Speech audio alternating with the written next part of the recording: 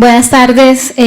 a todos y a todas. Muchísimas gracias al Centro de Memoria Histórica y al PNV por esta invitación. En realidad yo quiero hacer una aclaración, y es que mi ponencia no está dirigida a responder las preguntas orientadoras ni tampoco a hablar de lecciones positivas aprendidas en el marco de la experiencia que tengo en el caso del DAS, que es lo que se me pidió exponer acá, y particularmente el tema de la desaparición de archivos del DAS.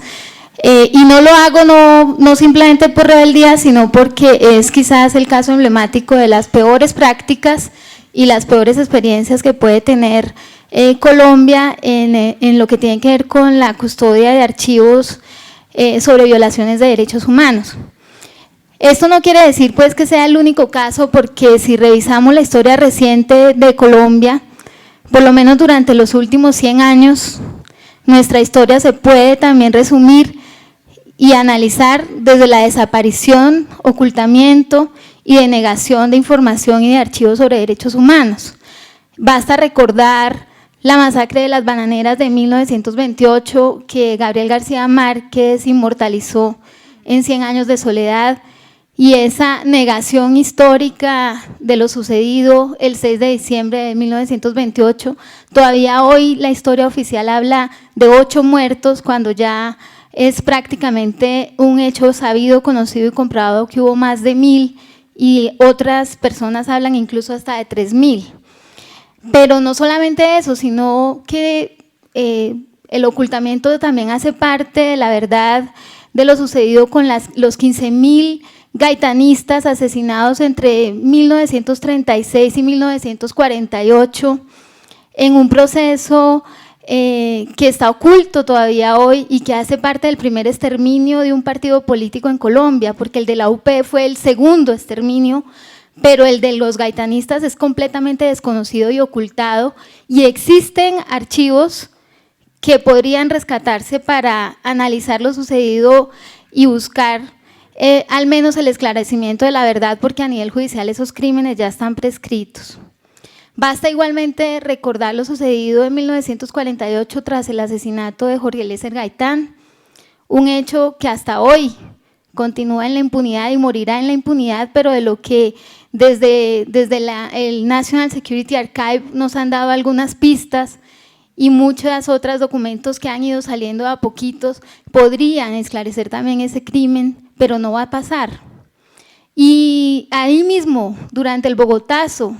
en 1948, la destrucción de los archivos judiciales de la Corte Suprema de Justicia, la primera destrucción del Palacio de Justicia, también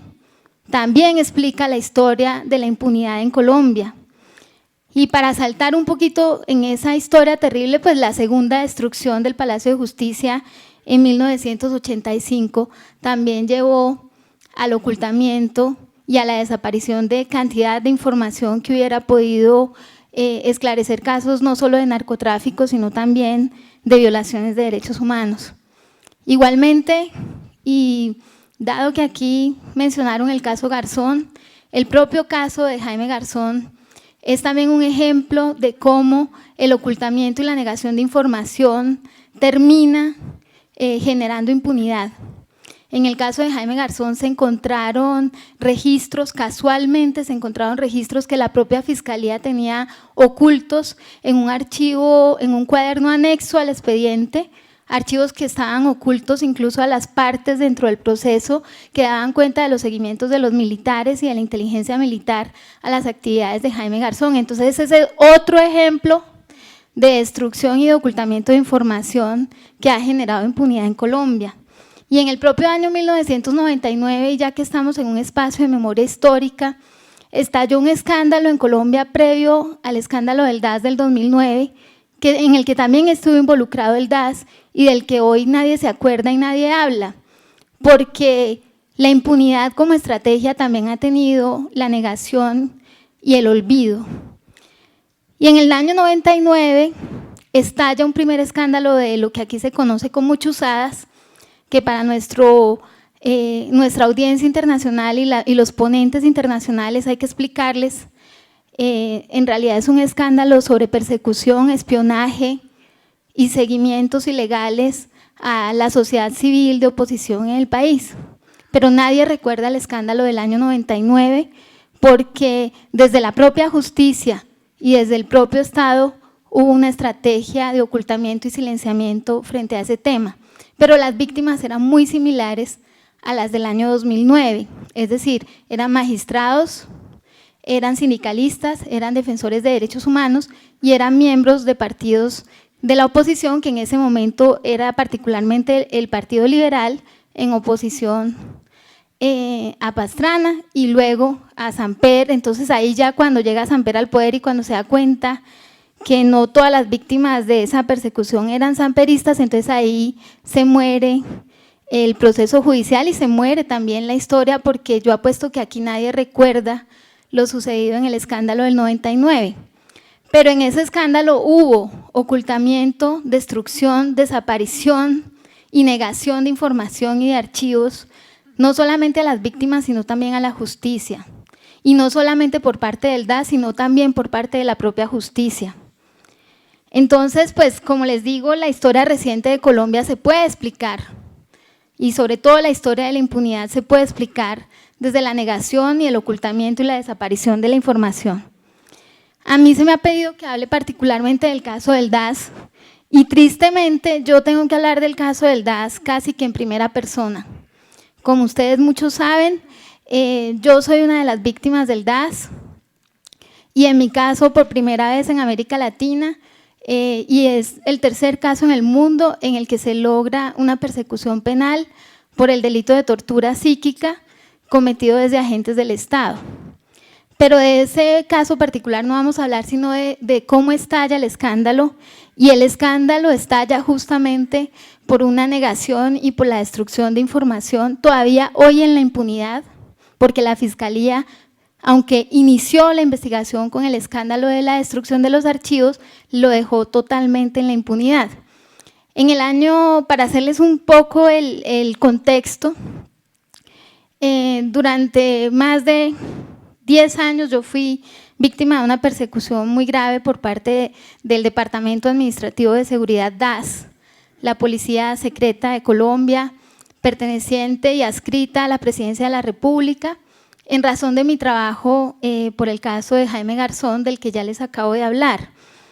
Y en el marco de esa persecución, pues una de las cosas a las que acudí obviamente fue a la búsqueda de verdad y de justicia, y a través no solamente de la denuncia, sino también de la investigación en todas las instancias judiciales, y como parte de esa negación sistemática del DAS, durante muchos años se creó en Colombia a nivel público y también privado la campaña y el descrédito según el cual pues yo estaba loca y yo me estaba inventando lo que me estaba pasando. Y eso sucedió hasta el año 2008, cuando en octubre del año 2008 la Corte Constitucional emite en una sentencia de tutela dignificante y absolutamente reivindicativa de los derechos humanos y particularmente de mis derechos y mi dignidad, emite una sentencia en la que reconoce que el DAS está ejerciendo una persecución muy grave en mi contra y le ordena al DAS entregar toda la información que había recopilado sobre mí, fuera de inteligencia, de contrainteligencia, de seguridad nacional, top secret, clasificada, lo que fuera. La Corte le ordena al DAS entregar toda la información bajo el entendido, y esto es muy importante a la hora de hablar de archivos, bajo el entendido de que ninguna entidad del Estado, y muy particularmente ninguna entidad de inteligencia del Estado, está en la facultad de recopilar información sobre la vida privada y sobre personas individuales si no tiene sospechas fundadas de que esa persona está cometiendo delitos y si no tiene una orden judicial para hacerlo. Y esa sentencia está vigente hoy. Entonces, no importa lo que diga la ley de inteligencia y contrainteligencia que ordena un secreto de 40 años frente a los archivos de inteligencia, porque lo que nos dijo la Corte Constitucional desde el año 2008 es que esos archivos no pueden ser secretos si no fueron recopilados con un mandato judicial. Entonces, cuando la Corte entrega saca esa sentencia, lo que hace el DAS, para hacer la historia un poco resumida, es que en enero del año 2009 el DAS destruye más de 100 cajas y documentos de información, quedan registrados incluso en las cámaras de seguridad del DAS, cómo sacan información, cómo la información es destruida o sacada de las instalaciones del DAS de forma irregular. Y de eso se entera la revista Semana, que en febrero del año 2009 publica una denuncia y pues estalla, digamos, lo que se conoce en Colombia como el escándalo de las chuzadas, que no es nada más ni nada menos que un proceso gravísimo, masivo y generalizado y sistemático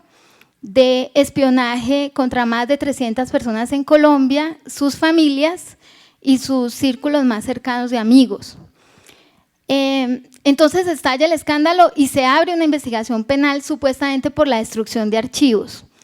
Lo primero que hay que decir es que esa razón inicial por la cual comienza el proceso penal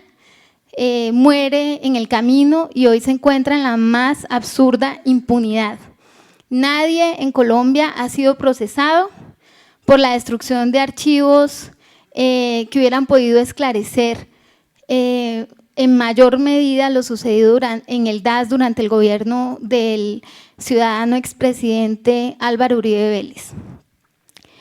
Y resulta que estalla pues el escándalo y comienzan las investigaciones y empiezan a aparecer nuevas documentaciones, de las cuales la Fiscalía hoy tiene más de 20 discos duros, más de 300 gigas de información, programas que están en programas y en bases de datos que parece que para desencriptarlos habría que pagar algo así como $25.000 por un software que la Fiscalía aparentemente no tiene dinero para comprar. Tiene 4 cajas de información que fueron entregadas por uno de los procesados, por William Romero, y no le permite acceso ni siquiera a las víctimas reconocidas del DAS a ese tipo de documentación. Entonces, ese gran marco en el que se ha dado unas cuantas condenas a funcionarios intermedios del DAS, y hoy está en juicio Jorge Noguera por ese escándalo, el de las chuzadas, no estamos hablando de mi caso, también, digamos, involucra en responsabilidad clara a la Fiscalía General de la Nación en lo que tiene que ver hasta con el ocultamiento de información. Y como les digo, nadie está siendo investigado. Pero no solamente sucede eso alrededor del DAS, sino que en el año 2010 el gobierno de Juan Manuel Santos, dizque en aras de la verdad y la justicia y no sé cuántas cosas más, el gobierno de Juan Manuel Santos decide liquidar el DAS, cerrar el DAS, y pues con la excusa de que el DAS había cometido múltiples violaciones a los derechos humanos, se le entrega, se liquida el DAS y se convierte en 3 entidades distintas, ¿no? Digamos, se fracciona en 3 entidades distintas. Una es Migración Colombia, otra es la Agencia Nacional de Inteligencia, la ANI, y la otra es la UNP, la Unidad Nacional de Protección. Y la parte de archivos que todavía permanecían en el DAS e incluso los archivos de las bases de datos del DAS quedan en manos del propio DAS, que a partir del 2010 comienza a llamarse DAS en liquidación o en proceso de supresión, pero no dejó de existir durante 4 años. Nosotros, las víctimas y los defensores de derechos humanos de este país, desde el comienzo dijimos que el cierre del DAS era el ocultamiento de la verdad sobre lo sucedido y que el cierre del DAS implicaba necesariamente la negación de la verdad y la sistemática estrategia de ocultamiento para generar impunidad. A nosotros se nos pidió que confiáramos, que las cosas no iban a ser así. Se le entregó al Archivo General de la Nación la custodia de los archivos del DAS y a la Procuraduría General de la Nación una especie de observación y vigilancia sobre esos archivos. Pero además se creó una junta asesora del director del DAS en supresión, conformada por el ministro de Defensa, el ministro del Interior, el alto consejero presidencial para Derechos Humanos, si mal no recuerdo, o para la seguridad, y otros funcionarios que en este momento se me escapan. Entonces se nos dijo pues que con ese anclaje teníamos garantizada la verdad. Esos 3 años pasaron en total secretismo, desconocemos, la sociedad civil desconoce lo que sucedió durante los últimos 3 años del DAS, que finalmente fue liquidado jurídicamente en el mes de julio de este año. Pero lo que sí sucedió es que los que seguíamos luchando por verdad y justicia, pues empezamos a tocar las puertas para intentar al menos encontrar más información de lo sucedido. Como anécdota, y lamento hablar en primera persona, me gustaría no tener que hacerlo, pero pues es el caso que conozco tristemente. Yo debo decir que en el año 2009 y en el año 2010, en el marco de esa estrategia de ocultamiento de información y de incumplimiento de la tutela de la orden de la Corte Constitucional de entregarme toda la información, el entonces director del DAS, señor Felipe Muñoz, decidió entregar lo poco que quedaba, 103 carpetas, 103 acetas, a la Fiscalía General de la Nación para convertirlas así en reserva del sumario. Cuando la Corte Constitucional, como le había dicho a él, si lo que se ha recopilado no está bajo una investigación judicial, no puede ser secreto, entonces la estrategia para continuar negando la información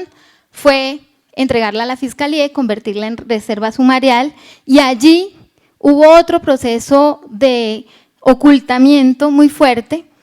porque lo primero que hace la Fiscalía es desmembrar y fraccionar las carpetas del DAS, sacar unos pedazos de cada una de esas carpetas y hacer unos cuantos informes para abrir el proceso penal. Eso lo que generó, obviamente, cualquier persona, y aquí hay varios de ustedes expertos en el manejo y custodia de archivos, pues eso lo que generó fue un fraccionamiento y un rompimiento de las cronologías, de la sistematicidad, de la masividad de lo sucedido en el DAS. Pero ahí, además de eso,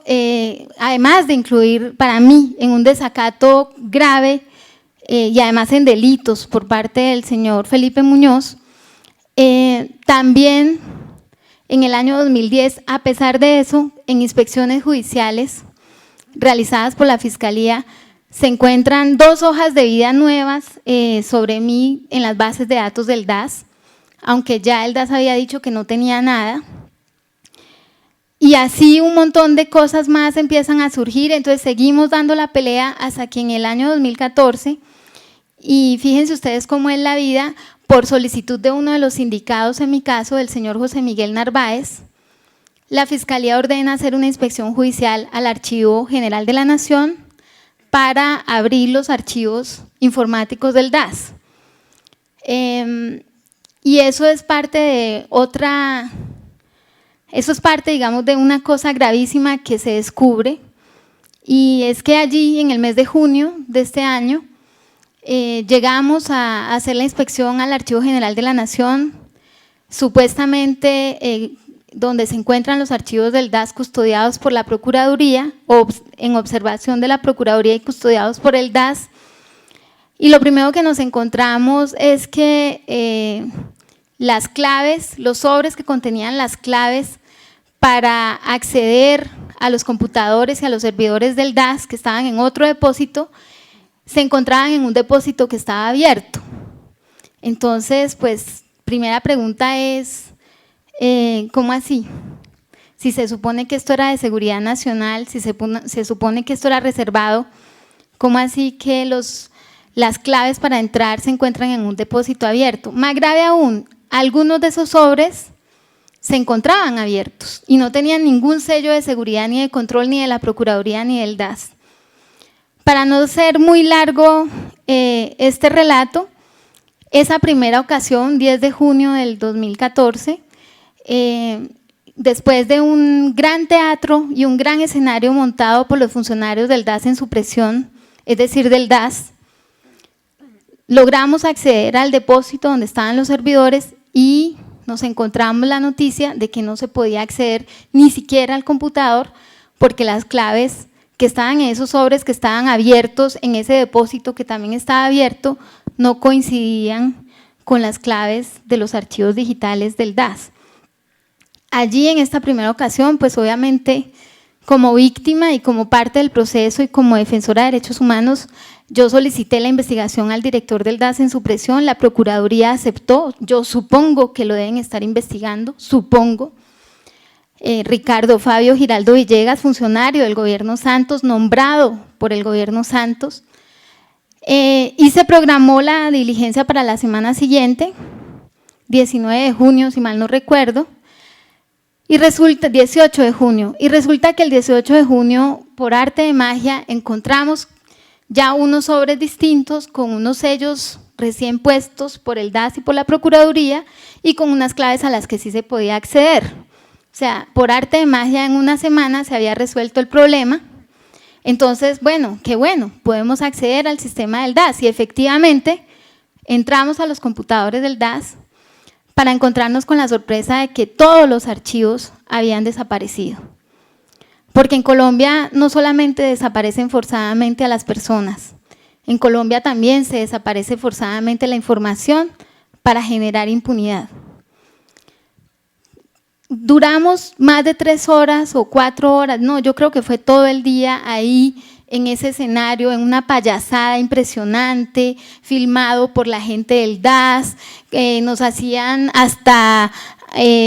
no podíamos ni siquiera entrar comida al depósito porque eso era una información importantísima en custodia, eso fue una payasada impresionante durante 2 días, para finalmente cuando llegamos allí, el Cuerpo Técnico de Investigaciones determina que las bases de datos que en el año 2009, y como yo les digo, yo lo sé por conocimiento propio, en el año 2009 esas bases de datos tenían 54 gigas de información y estoy hablando exclusivamente del área de inteligencia, contrainteligencia y gastos reservados del DAS. En junio del 2014 tenían 91 megas. De 54 gigas se pasó a 91 megas de forma inexplicable y de esa forma además el país terminó perdiendo su derecho a conocer la verdad de lo sucedido en el DAS, porque allí no solamente se encontraba, que eso es un tema que quiero aclarar, no es que fuera el caso de Claudia Julieta Duque el que se perdió, lo que se perdió es toda la información histórica del DAS, de las áreas de inteligencia, contrainteligencia y gastos reservados, desde el momento de la creación del DAS en 1960 hasta el momento en que se liquida el DAS en el 2010. Es decir, estamos hablando de una información que solamente los funcionarios del DAS saben que podría haber ayudado a contribuir, pero de lo que nosotros, las víctimas, tenemos algunas pistas, ¿sí? Tenemos algunas pistas porque tenemos información que no fue destruida, tenemos información que fue rescatada y tenemos información que además ha sido dada por testigos dentro de los procesos penales. Pero con todo y eso yo sí tengo, y a pesar de que mi caso está avanzando gratamente por primera vez después de tantos años, ya estamos en juicio contra la cúpula del DAS, ya 3 altos funcionarios del DAS han aceptado cargos por tortura, incluido el exdirector de inteligencia del DAS. A pesar de que mi caso avanza, yo sí debo decir que en el caso del DAS la impunidad fue facilitada por la Fiscalía General de la Nación. Es decir, me refiero al proceso de persecución de la oposición en este país, al proceso ese que se abrió por las llamadas chuzadas. El año pasado, la Corte Suprema declaró prescritos la mayoría de delitos contra Jorge Noguera por el caso de Chuzadas, porque la Fiscalía General de la Nación los dejó prescribir. Lo mismo sucedió con más de 30 funcionarios de mediano y bajo nivel dentro del DAS que estaban siendo investigados por la propia Fiscalía. Y adicionalmente a eso, yo quiero llamar la atención sobre el hecho de que hoy la Fiscalía se sigue negando a analizar la información entregada por William Romero, a desencriptar y a, digamos, gastarse $25.000 en los software necesarios para desencriptar y leer la información de los discos duros que alcanzaron a ser entregados o que fueron decomisados por la propia Fiscalía, ¿verdad? Y no solamente eso, sino que allá en el Archivo General de la Nación sigue habiendo 21.000 millones de documentos en papel que son del DAS. Y cuando yo digo 21.000 millones de documentos, no es que a mí se me ocurrió inventarme una cifra, sino que es estimado desde el Cuerpo Técnico de Investigaciones de la Fiscalía. 21.000 millones de documentos están allá. Y la Procuraduría General de la Nación ha establecido que al menos 60.000 de esos documentos que estaban en copia de papel de fax, hoy son ilegibles. Y se hubieran podido salvar si el DAS hubiera accedido a las solicitudes de la Procuraduría de sacarle fotocopia. Y no sacaron fotocopia durante los 3 años en que el DAS estuvo en proceso de supresión. Me dicen que ya no me queda ni un minuto, así que me voy a tomar 30 segundos para terminar esta exposición diciendo y criticando el carácter antidemocrático de la Comisión de Depuración Nacional de Archivos, que tiene supuestamente representantes de la sociedad civil, expertos, no sé cuánto, pero ¿y por qué los nombraron? ¿Quién los nombró? ¿Y a cuento de qué fueron nombrados? ¿Y dónde están y qué están haciendo? Mi sugerencia, mi análisis y también mi propuesta, yo estoy un poco en el intermedio frente a lo que propone el Centro de Memoria Histórica, en el sentido de abrir todos los archivos a todo el mundo, y más aún de traerlos a esta entidad, porque a pesar de todo yo sí creo, contrario a lo que se decía esta mañana, yo sí creo que muchos de esos documentos tienen que estar en manos de la justicia. La mayoría de esos documentos, incluso los de carácter administrativo, arrojan verdades que otros documentos no arrojan, y yo ahí quiero poner un ejemplo, y es en las hojas de vida de los funcionarios, en sus felicitaciones, en sus vacaciones, se encuentra información que fue destruida en otras áreas del DAS. Entonces aquí no se trata de definir qué es de derechos humanos ni qué no, sino entender la lógica militar, incluso una entidad civil que estuvo bajo manos de la Armada Nacional en el gobierno Uribe, y entender esas lógicas implica leerse eso con lógica militar y ponerle a eso una perspectiva. Y yo sí creo que, aunque uno no confíe en la Fiscalía, es la Fiscalía la que debería asumir esa tarea. Y eso sí, siempre con un carácter semi-reservado, es decir, entregándole a las víctimas abiertamente todo lo que hay. Y volver simplemente sobre el hecho de que en el año 2010, en un debate en el Congreso, Felipe Muñoz dijo que el DAS era una gran base de datos y que ahí se recopilaba información sobre todos los ciudadanos. Bueno, pues